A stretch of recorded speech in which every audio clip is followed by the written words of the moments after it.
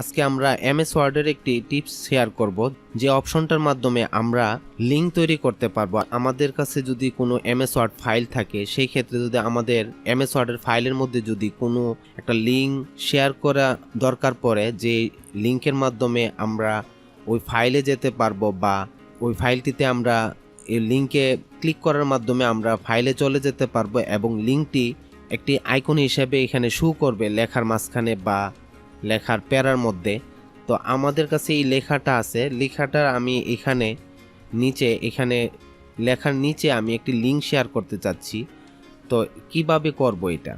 তো প্রথমে আমরা এমএস ওয়ার্ডের উপরের বার থেকে আমরা ইনসার্টে গেলাম।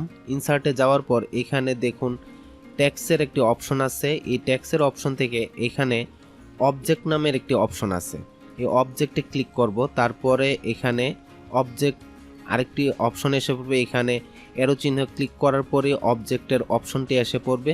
তারপরে এটা ওপেন হয়ে যাবে।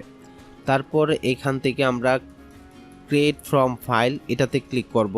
ক্লিক করার পর আমরা যে ফাইলটিকে এখানে ইনসার্ট করতে চাচ্ছি, এখানে লিঙ্ক আকারে নিয়ে আসতে চাচ্ছি, সেই ফাইলটি এখান থেকে ব্রাউজ করব।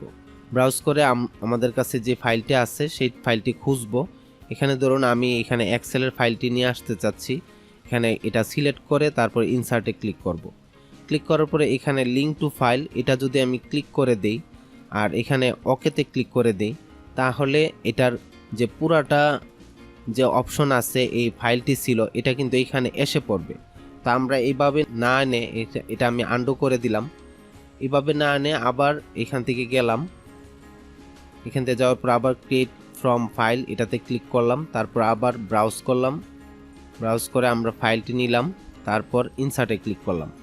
ক্লিক করার পর এখানে ডিসপ্লে অ্যাজ আইকন এটাতে ক্লিক করে দেব। এটাতে ক্লিক করে এখান থেকে আপনি চাইলে আইকনটি চেঞ্জও করতে পারেন। এখানে যখন আপনি চেঞ্জ আইকনে ক্লিক করবেন তখন অনেক ধরনের আইকন এখানে শো করবে, সেখান থেকে আপনি যে আইকনটি পছন্দ করতে চাচ্ছেন পছন্দ করে ওকে ক্লিক করে দিবেন। তাছাড়াও এখান থেকে আপনি আইকন আপনার নিজের মতো করে আইকন নিতে পারেন। এখানে ব্রাউজ করে আপনার নিজের মতো করে আইকন পছন্দ করে নিতে পারেন আপনার যদি কোনো আইকন থাকে। তারপর এখান থেকে ওকে ক্লিক করে দিলাম, তারপর এখান থেকে আবার ওকে ক্লিক করে দিলাম। এই যে দেখুন এই ফাইলটি কিন্তু আমাদের কাছে আইকন হিসেবে চলে আসলো। আমাদের কাছে যে ফাইলটি ছিল এক্সেলের, এই ফাইলটি কিন্তু এখানে চলে আসলো। আমি যদি এখন এই ফাইলটির উপরে ডাবল ক্লিক করি তাহলে কিন্তু ফাইলটি ওপেন হয়ে যাবে। আমি দেখানোর জন্য একটি ফাইল বানিয়ে রাখিছিলাম।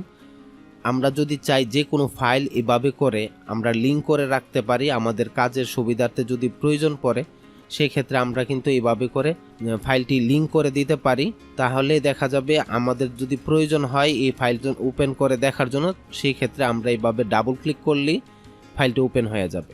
তো এভাবে করে আমরা চাইলে আমাদের এমএস ওয়ার্ড ফাইলের মধ্যে যে কোনো ফাইল এভাবে করে লিঙ্ক করে এনে আইকন হিসেবে রেখে দিতে পারি।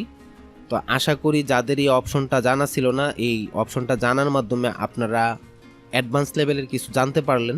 আশা করি টিউটোরিয়ালটি ভালো লেগেছে। যদি টিউটোরিয়ালটি ভালো লেগে থাকে লাইক কমেন্ট শেয়ার এবং এই চ্যানেলটিকে সাবস্ক্রাইব করবেন। আল্লাহ হাফিজ।